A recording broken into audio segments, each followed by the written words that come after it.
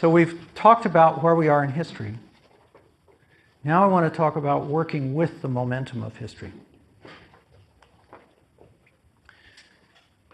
So for me, the central issue of our times is not whether humanity or the Earth will survive. It's possible we won't, but I also think it's very likely that we will. And in any case, strategically, I'm going to lead my life as if there were future generations for me to do something for. We'll likely find our way through these challenges one way or another, however long it takes, and in doing so, we will complete the transition. To me, the real issue is how graceful can that transition be? How much suffering can be avoided? How much long-term damage can be prevented? That's where I think we have an enormous amount of choice. So, how shall we work with history? I want to say the first thing that we need to do is to be willing to step forward into the planetary era. And you can't do that unless you have a sense that there is a planetary era. So the very first thing is to see that there is this new era that is emerging. Regardless of the details around it, it's clearly we're no longer in the Empire era. And then enjoy that broader consciousness that comes with the planetary era. Strengthen it in yourself. And then as you feel yourself, moving from one stepping stone to the next stepping stone and feel the planetary era a little firmer under you, then you can also start to let go of the Empire era. And again, back to those qualities, as you see them come up in yourself, you can say, well, maybe I don't need to do it that way. So the first steps are inner steps. They're steps of relationship to the way you see the world around you. And do it all with compassion. First of all, compassion for yourself. And what I want to point to with this is that we're all torn by our deep Empire era heritage and the planetary era reality that is around us and that is wanting to come through us and that we are feeling. So it begins with compassion for ourselves as we are in the midst of this transition. And the more that you have that compassion for yourself, then the easier it is to look to somebody who's acting as an absolute jerk over there because they just are so deeply in the Empire era consciousness. Why can't they wake up? Well, when you've seen it in yourself, it's a little easier to be compassionate towards them. But then there is an action step that I want to recommend. Something I call innovate, implement, educate. It's kind of, I think of it almost as a Chinese slogan, if you will. And I want to dig down into this a little bit. Cultures change by addition. We've seen this. It's not like you totally stop any food source and then bring in a new one. That's not the way cultures change. They change by something new coming in and in effect gaining more of the pie chart. So how does that work? I have something that Celeste grew up with called the equation of change. And what this is saying is that people will change when their perceived value of the new thing is enough greater than the perceived value of what exists, of the old thing, that they see it as greater than the cost of making the change. You have to have all three of those working. What unfortunately all too often happens is that we focus only on the old stuff we don't like. And if you have that sitting there all by itself with no new thing to step to and no pathway to get to the new thing, then you can spend time trying to tell people about how bad the old stuff is and try to depress it. But all that you wind up doing when people see no other place to step to is they just tune you out. And you generate polarity, you generate rigidity. It's not very helpful. But if you've got it in the context of these three, then you need to work to be able to work on whatever the new thing is that you want to bring in. And you do that through innovate, implement, and educate. It's in the new that you get the innovations. And implement you can think of as developing things further and putting them into practice.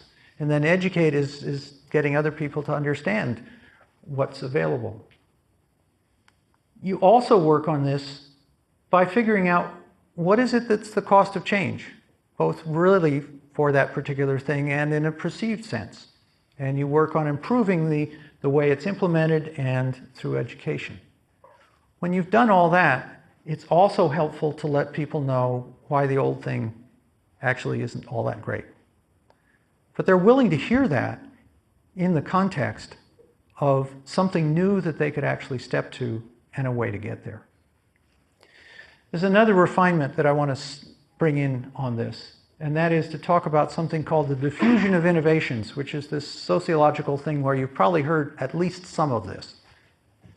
We're going to look at the extent of the adoption of a new idea or a new practice or whatever it might be over time. And lo and behold, another S-curve.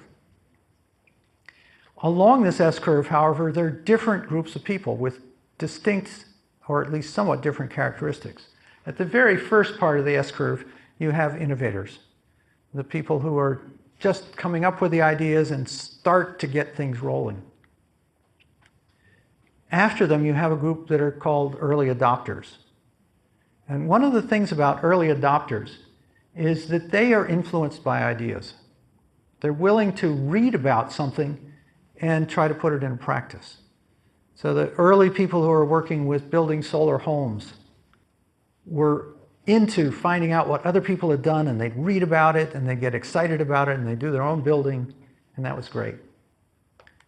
After, there's a big section that are described as the mainstreamers.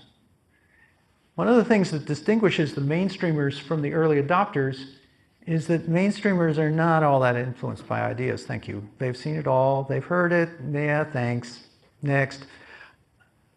What influences them is seeing an example, especially an example on the part of somebody they respect, who's done it. The last group are known as the laggards, which doesn't sound like a very nice term. And I want to point out that some of us, there are places where I'm a laggard.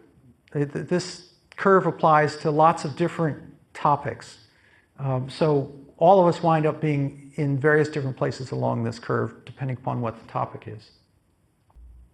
So a lot of the real action, if you want to be an active change agent, a lot of the real action happens down here in the first quarter or so of the curve. It's before the New York Times finds out about it. It's below the radar for a lot of people. And yet here is the place where you have a lot of the really strong leverage. And you've probably heard people say, well, that's just preaching to the choir. We couldn't do that. In fact, if you can get the choir to change their behavior, it turns out to be one of the most effective things you can do. If the choir doesn't change their behavior, you're just wasting your voice. But it's a choir who's changed their behavior that winds up then influencing a much larger group. So I'm going to say that what the world needs, what the world already has some of, but needs more of, is sustainability, diversity, self-organization, connectivity, all these things. We need to keep moving along in these directions. And we do that through innovations, implementing those innovations, and educating on the basis of those implementations in all of those areas. And you can say, geez, that's an awful lot. Well, there are an awful lot of us doing it, so it's fine. How do you find your right action? And I would say, the first thing that you need to do is you need to find something you care about, because we're talking about involvement over years This is not something that we're going to fix in the next month. This is a lifetime activity. And unless it's meaningful to you, you won't stay with it. You also need to find something you can affect. You may be really concerned about polar bears, but some people have a chance to be really effective with polar bears, but you may not. And it may be that there are other things that you're also really concerned about that are much closer to you that you actually can have some impact on. And then the third thing is that you need to find something that's going to enhance those planetary era qualities. And the intersection of all those three is the sweet spot for what's your right action. And it may be a number of things. Now, I want to say that as we move forward in the foundation stones, getting into things like whole system economics and other things of that sort, we will get a little more specific about strategic places to intervene. But for now, there is so much that people are already doing that is in fact helpful. And I want to celebrate that. I mean, that's why we've gotten as far as we have. We just need to be able to keep doing it. So what time is it? For me, it is a time of great danger, but also great opportunity. A time of transition between two great cultural system domains, the empire to planetary. And I think it's likely within a few generations, we're likely within a few generations of ending warfare, and it can't be just between humans. It also has to be between humans and nature. And I think in order to do that, we're actually going to have to end a lot of the warfare inside ourselves, which gives you a sense of the territory that we need to keep moving forward on. And it's a time when we have a historically rare opportunity to shape the future. We haven't been able to have this much fun for 5,000 years. You know, I mean, some people will just sleep through it, but I think, you know, what a time to be able to engage with all this. So why am I encouraged? I hope you may have some glimmers of that by now. First of all, I see the momentum of history moving towards sustainability, diversity, self-organization, and connectivity, and I like all those things. I have the feeling of the winds of history at my back and at your backs, and I like that. The obstacles we face are human, cultural, and solvable. It's not as if there was a meteor, you know, an asteroid approaching the Earth and there was absolutely nothing we could do about it. All of the issues we're facing are issues that are created by people. And people all over the planet have been rising to the challenge. And I don't just mean people who see themselves as activists or engaged in that sort of way. To me, billions of people have been involved in making the changes that support the trends that I've been describing. It's not a political movement, it's not a social movement, it is a deep, deep cultural process.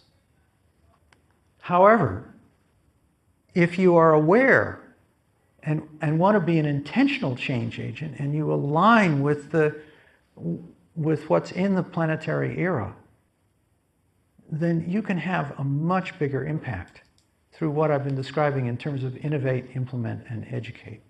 And many people already are.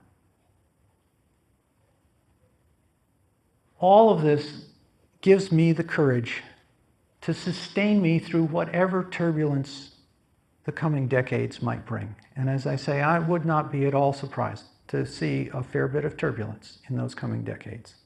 But this bigger picture sustains me. And it gives me the courage to do what I can at this remarkable time in history. And to engage in the creative transformation of culture at a very deep level. There is a huge invitation that's right there in front of us if we'll just accept it. So I'm going to leave you with this and say thank you.